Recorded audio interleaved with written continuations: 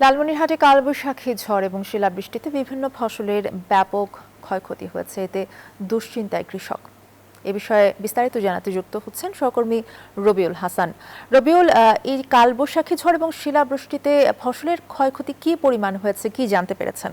অর্থী গত 7 দিন ধরে কিন্তু প্রচুর এই উত্তরের লালমনিরহাট জেলায় কিন্তু শিলাবৃষ্টি, ঝড় এবং কালবৈশাখী ঝড়ে কিন্তু মানুষের ঘরবাড়ি থেকে শুরু করে ফসলের ব্যাপক ক্ষতি হয়েছে। বিশেষ করে কিন্তু ভুট্টা ক্ষেত থেকে শুরু করে তিস্তা চরের যে রসুন, পেঁয়াজ থেকে শুরু করে কুমড়া এবং তরমুজ চাষ করেছে কৃষকরা, এতে কিন্তু ব্যাপক ক্ষতি হয়েছে। এতে কিন্তু কৃষকরা কিন্তু অনেক ক্ষতির মুখে পড়েছে এবং তারা কিন্তু দুশ্চিন্তায় কাটছে। আমি যে এলাকায় রয়েছি এটি লালমনিরহাটের কালীগঞ্জ উপজেলায়, যে এটি ভুট্টা ক্ষেতে রয়েছে। এই ভুট্টা ক্ষেতে কিন্তু ব্যাপক ক্ষতি হয়েছে এবং এই ক্ষতি কিন্তু ভুট্টার গাছ কিন্তু পড়ে গিয়ে কিন্তু পড়ে গেছে। এতে কিন্তু ভুট্টা আসার আগেই কিন্তু তারা এই ক্ষতির মুখে দেখছেন এবং পাশাপাশি শিলাবৃষ্টির কারণে কিন্তু অনেক ভুট্টা ক্ষেতের পাতা কিন্তু ফোড়া হয়ে কিন্তু গাছগুলো মরে যাওয়ার একটা উপক্রম হয়েছে এবং কৃষকরা কিন্তু পাশাপাশি দুশ্চিন্তায় পড়ে গেছে। এবং আমরা এসেছি কালীগঞ্জের একজন কৃষকের সাথে আমরা কথা বলতে চাই।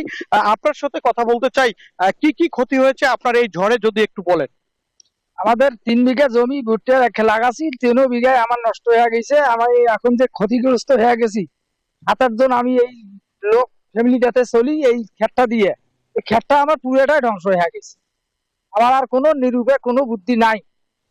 আমার তোমার কাছে আমার এইটা আবেদন। ধন্যবাদ আপনাকে। আমরা শুনছিলাম একজন কৃষক কিন্তু বলছিলেন তাদের যে 3 বিঘা ভুট্টা ক্ষেত কিন্তু তারা মাটিতে শুয়ে পড়েছে এবং নষ্ট হয়ে গেছে এবং কোনো প্রকার ফসল তারা কিন্তু পাবে না।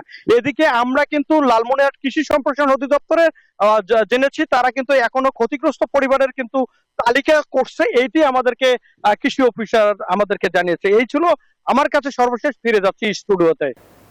ধন্যবাদ আপনাকে। রবিউল হাসান জানাচ্ছিলেন লালমনিরহাট থেকে।